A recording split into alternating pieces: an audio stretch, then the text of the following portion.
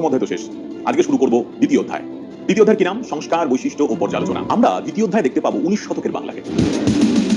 আর এই 19 শতকের বাংলাকে চিনতে গেলে সেই সময়কার সাময়িক পত্র, সংবাদপত্র ও সাহিত্যকে বুঝে নিতে হবে।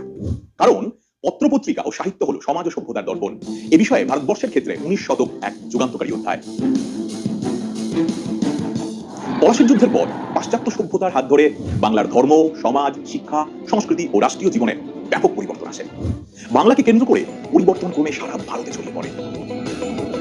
1829 খ্রিস্টাব্দে রামমোহন রায়ের উদ্যোগে সতীদাহ প্রথা নিবারণ হলেও তখনও সমাজে পণ প্রথা, বহু বিবাহ, বাল্য বিবাহ, জাতিভেদ প্রথা, মদ্যপান প্রভৃতি ছিল।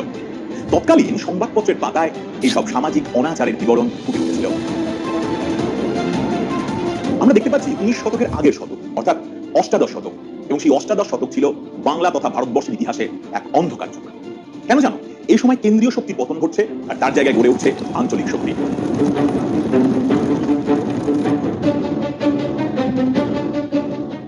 ভারত ইতিহাসে শুরু হয় এক নতুন যুগ। এই নতুন যুগ বা চেতনার নাম নবজাগরণ।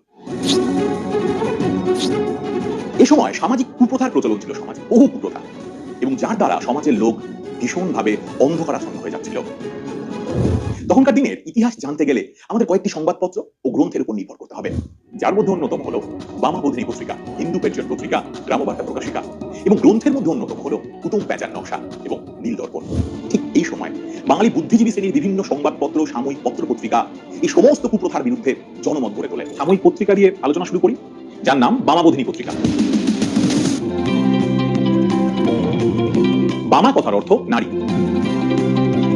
বামাবোধিনী নামক সাময়িক পত্রিকাটি নারী শিক্ষা ও নারী মুক্তি আন্দোলনের সাথে জড়িত।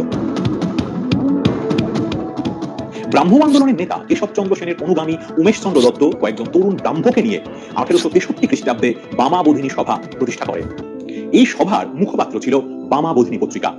এসবের উদ্দেশ্য ছিল সামাজিক কুসংস্কারের বিরোধিতা করা, নারীদের মধ্যে শিক্ষার প্রসার ঘটানো, নারী সচেতনতা বৃদ্ধি করে তাদের অধিকার ও মর্যাদা আদায়ের যোগ্য করে তোলা, তৎকালীন সময়ের নারীদের মনের কথা তুলে ধরা।